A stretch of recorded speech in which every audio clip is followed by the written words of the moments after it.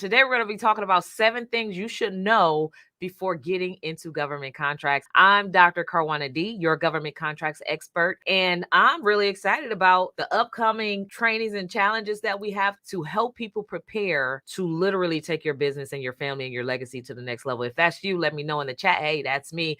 I want to know. I want to learn. Dr. Karwana, teach me all that you know. I tried it on my own this year because I figured I could go learn for free. I figured I could just Google this information. I figured it will click one day, but the whole year has passed and I have 0 results, and I'm ready to take my business to the next level and stop playing, right?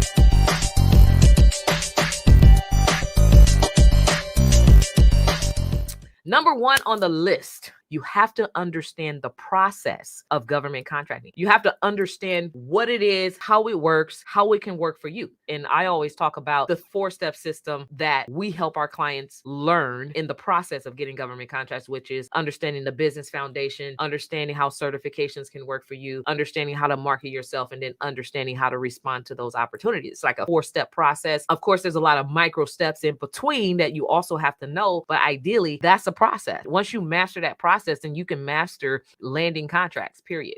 Number 2 is you have to understand the middleman legalities of doing business with the government. If that's what you choose to do your due diligence, because if you're not careful, you can go to jail by doing that. Like, you can't just pass along a contract, which is why they have all these federal acquisition regulations and all these other laws in place. Because years ago, before they had a lot of these regulations in place, what will happen is people who were minority certified, woman certified, veteran certified, like other corporations or businesses who were not qualified as a small business would use them to get those small business set aside contracts. And so it was not fair because the giants kept being giants and all the small people got nothing. These monies that are set aside for small businesses are truly set aside to serve small businesses and to help them grow, and so that they can become the employers of tomorrow. So you have to understand the legalities. If you're looking to do a middleman type of business, you have to know what that looks like and what it can look like for you and how to do it legally. Okay.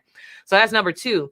Number 3 is you have to learn the process of invoicing. For many of you who are just starting out in business, or maybe you haven't had customers, or maybe you have had customers, well, when it comes to government contracting, like, you have to know how to invoice. Depending on the contract that you sign, you have to know whether you're going to be invoicing them weekly, bi-weekly, 30-day net, 45 days, or 90 days. There also may be some additional things that you have to provide. With some of my invoices, there were these waiver liabilities that I had to sign before I get paid, and after I got paid, I have to sign off on that waiver that I got paid. So it helps the prime contractor stay in compliance, and it shows that they're paying me my money and all these different things. Also, for some contracts, it may be advantageous for you to file a pre-lien on the project, especially if it's like a 5-year project. By the time the project ends, you want to make sure you've gotten all the money that they signed you up for. And so by filing a preliminary notice, that kind of helps you secure that the prime contractor is not going to play with you, and they're not going to like just list you and not pay you the money that they listed you for, and all those different things that go into play for that. So the 4th thing is expanding your knowledge about certifications and the time frame. Certifications does not happen overnight. The only one that's the fastest is the federal certification, which is done in SAM. If your ducks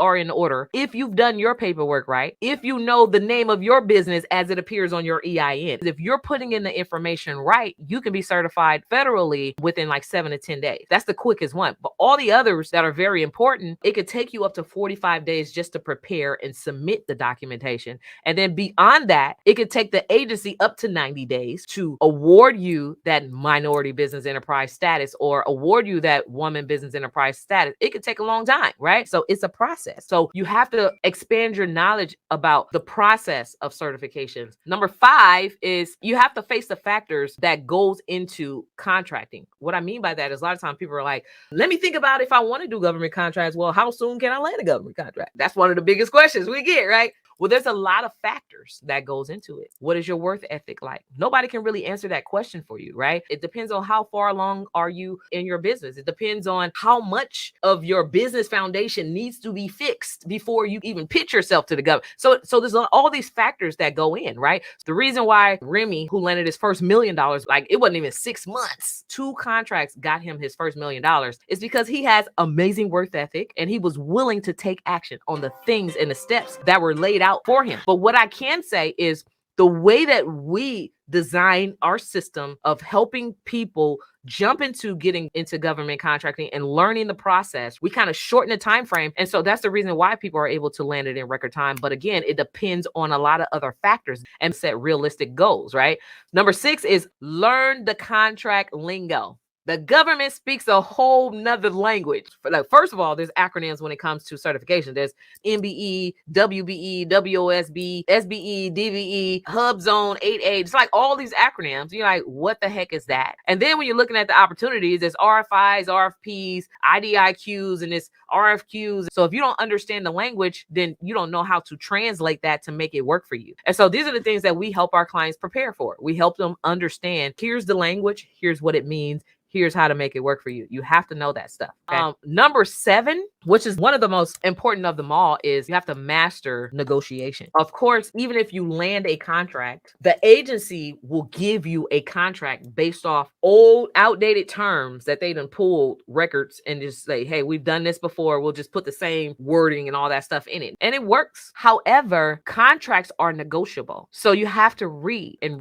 thoroughly, because if it's something in the terms that you don't like, that don't mean that if you push back and say, hey, I prefer to add this to it, however you want to do it, it doesn't mean they're going to pull back the contract. They've already awarded it to you. So during the process, before you sign, there's a period where you can negotiate. That is highly important because now you're in a game where everything is under a contract, right? So you have to understand how to master negotiating that contract so that it fits you and suits you. Because a lot of times, especially when you have subcontracts, it's very important to understand the relationship between you and the prime, because you don't have a contract with the agency. You have a contract as a sub with the prime. Sometimes this really does happen.